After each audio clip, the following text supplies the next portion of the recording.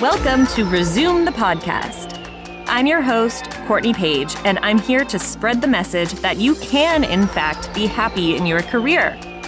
I'm a former executive recruiter turned career coach, and I am obsessed with learning about why people have chosen their career, what led them to that decision, and how they achieved happiness in the process. So, come join the ongoing conversation that exposes you to career paths of all origins with one thing in common: happiness.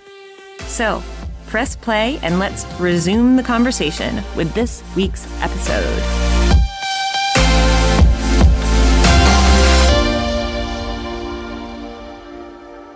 Hello, and welcome to Resume the Podcast. I'm your host, Courtney Page, and in today's solo episode, we are exploring the fascinating yet kind of concerning phenomenon of how toxic workplaces are pushing people towards wellness trends that can ironically become toxic themselves. If you're a loyal listener, first, thank you. And you might have heard me talk about my yoga teaching work and know that I've had quite a few guests on who are from that corner of the wellness world.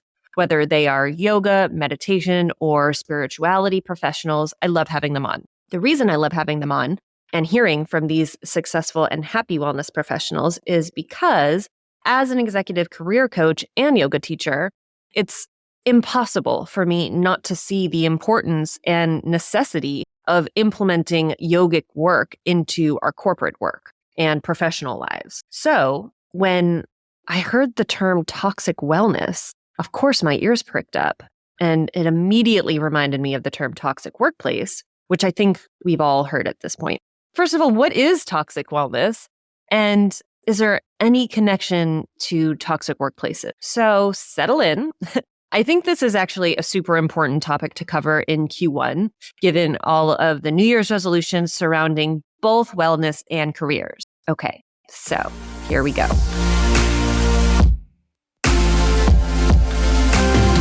Today, we're unpacking two terms that I've been hearing a lot in the past and recently. So one is toxic workplace, and the other one is toxic wellness.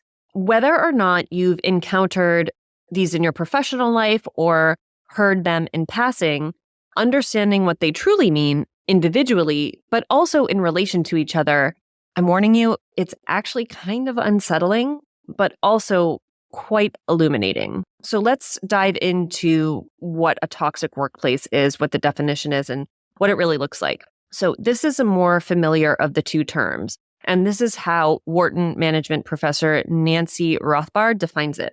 Quote, "The toxic work environment is one where people at the bottom are experiencing corrosive pressures, and these corrosive pressures are draining them and making them want to leave." Okay, that is Nancy Rothbard, a Wharton management professor's definition of toxic work environment, toxic workplace. It also, by the way, it usually takes us a little bit of time to realize that we're actually in a toxic workplace because we don't want to be. We don't want to admit to ourselves that all of the time and energy spent going through countless interviews, negotiating our salary, and, learning all of the new systems and CRMs and office politics. We don't want to go through that and realize, oh shit, I just invested a ton of time and energy into a place that not only doesn't serve me, but it drains me.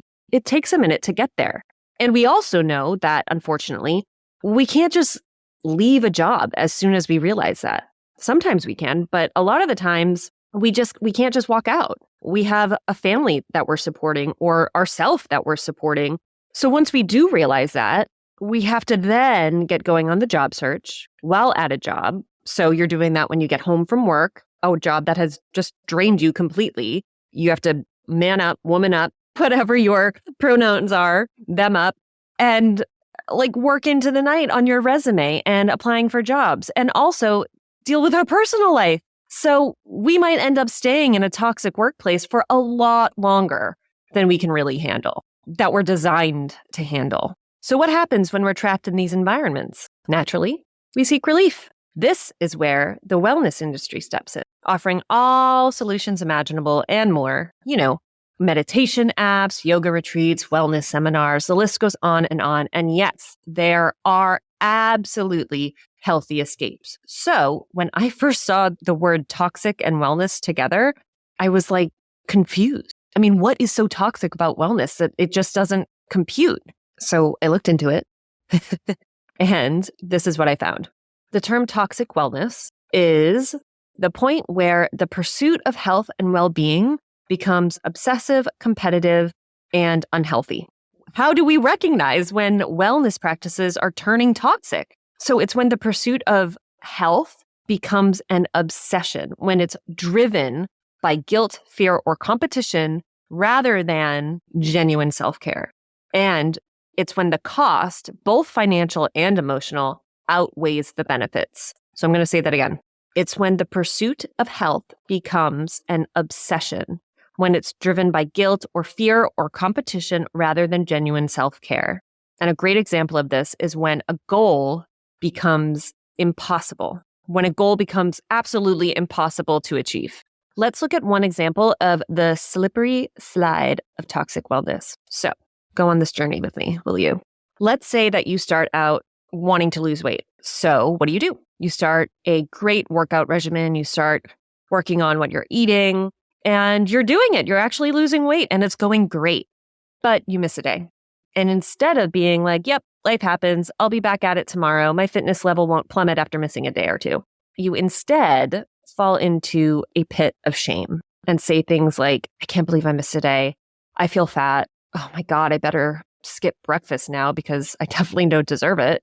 That's toxic wellness. And side note, there is a real connection between weight and career success. Even with a shift in the zeitgeist now towards body positivity, according to the Wall Street Journal, and I'm quoting, study after study shows heavier people are paid and promoted less than thinner colleagues and are often stereotyped as lazy or undisciplined.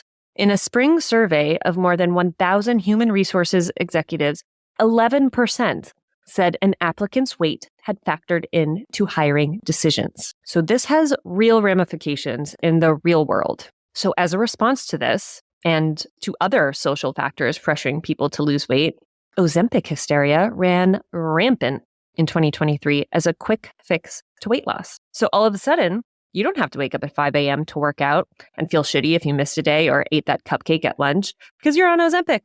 And of course, now we're hearing about all the long-term effects of Ozempic, like thyroid cancer, pancreatitis, and pancreatic cancer among them. So we find ourselves chest deep in obsessive tendencies towards our quote-unquote wellness journey.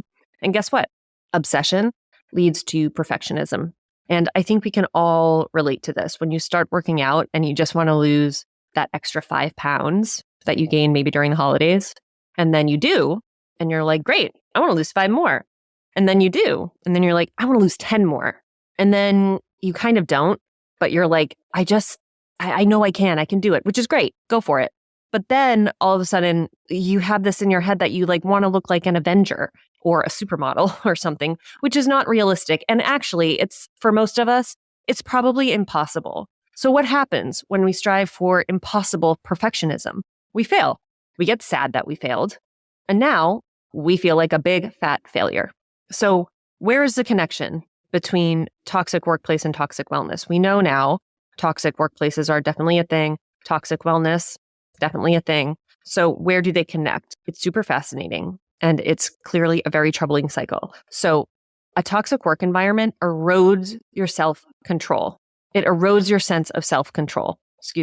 A toxic work environment erodes your sense of self-control and self-worth, leading you to a desperate search for relief and achievement elsewhere.